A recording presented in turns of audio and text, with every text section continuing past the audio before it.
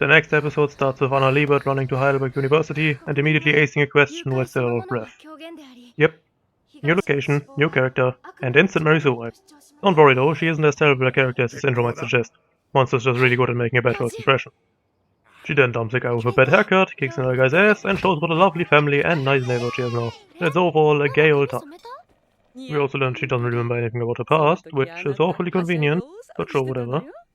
Then she gets a really cheesy laugh email and visits her counselor the next day. Events unrelated. The fact that she has one is obviously the next thing that seems off about this wonderful new scenario. The counselor spots something vague about searching for identity, which fits the theme of the show, but is neither good nor bad enough for me to comment much on it. Anna answers that she'll do her best, which is a very strange response. I would read it as her working hard as a way to keep herself occupied so she doesn't need to reflect on the actual issue.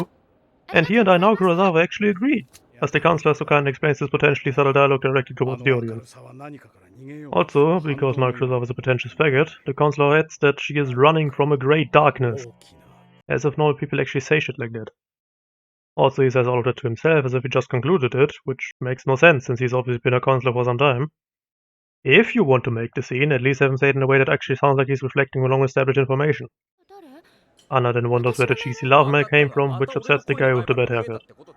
The next class is about a family murder, and since it seems to trigger some PTSD about her own time with the Lieberts, she has to leave the classroom. Makes me wonder if it is the first time that the family massacre was talked about in this class, but since everyone seems surprised, I guess so. How convenient that it happens during the same time Johan is trying to contact her. She then reaffirms that she doesn't remember anything before the age of 10, and once back home gets another mail simply stating that she will be picked up soon. We then see some investigation by Tenma with a beard stubble, searching for a guy called Michael Reichmann, which apparently was Johan's fake name while he was 14 living in Köln.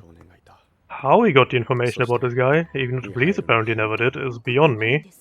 It is also mentioned that all official records of him were destroyed during the fire. Tenma just now realized that Johan had a sister. So while getting the info about Michael Reichmann, he never thought of her, and he's probably looking for Johan for some while now. Naoki could have just as well written that Tenma has still found no clues regarding her, achieving the same results without making Tenma look like a moron again, but hey, Mons sorta. Tenma then asks about another murdered couple who raised Johan before. Any viewer might have already figured out that the couples Tenma's researching are the ones who were killed during the middle-aged couple murder. Any intelligent viewer would immediately wonder why the fuck Lunge connected all of these cases because they had no kids, despite all of them apparently being very well known for raising a boy. In fact, how would you not notice that? Apparently literally everyone in town knows about this, wherever Tenma goes. Apparently the police is just insanely incompetent in Naoki Urasawa land, to the point where a random Japanese retard can figure all of this out easily. Tenma then gets called to talk with an old Nazi who overheard this conversation because he was just standing at his window. Not quite sure why he was standing at his window given that he's blind. Maybe he was just sniffing the fresh air, who knows. He also addresses Dr. Tenma as Dr. Tenma because he concluded that the Japanese guy searching for Johan must be him. The scene then gets interrupted by the show setting up a red herring regarding Johan, and the only remotely interesting thing about that setup and the upcoming payoff is that one of the friends is voiced by that guy. Cutting back to Tenma, the old Nazi explains that Johan is a part of Tenma's fan club and that he used to teach Johan English and French. In addition to that, Johan liked war stories, and apparently had a fascination for a specific one because it involved intense fear, something that Johan also seems to be a big fan of. What I'm trying to say with this is that is supposed to be another theme of Monster, with its whole talk of darkness and evil, basically the dark side of the human mind.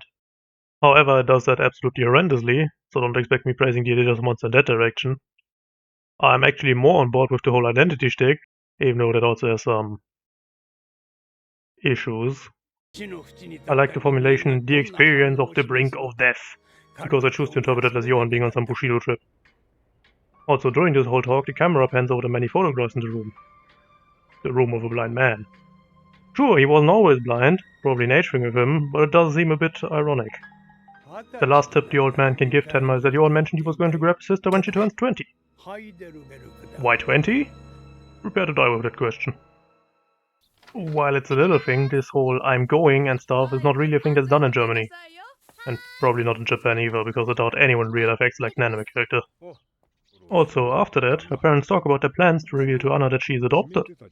And they are going to do it on her 20th birthday as well! How suspenseful. We then get the resolution of the red herring, only funny because the guy apparently wears the same pants and shoes as Johan. And that his name is Otto, because it's a funny name.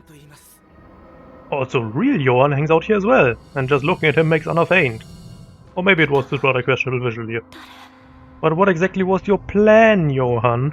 Why are you here? Are you here to pick her up? Can't be, it's not her birthday yet. Are you here to just creep on her? That has to be it, because that's literally what he's doing. But again, why? What is your plan? What the hell would Johan do if she didn't faint on sight? What was his plan when she would have walked up to him and said, "Yo, big bro, how's it going? Why are you here?" Prepare to die with these questions, because neither I nor Naoki Urasawa can or want to answer these for you.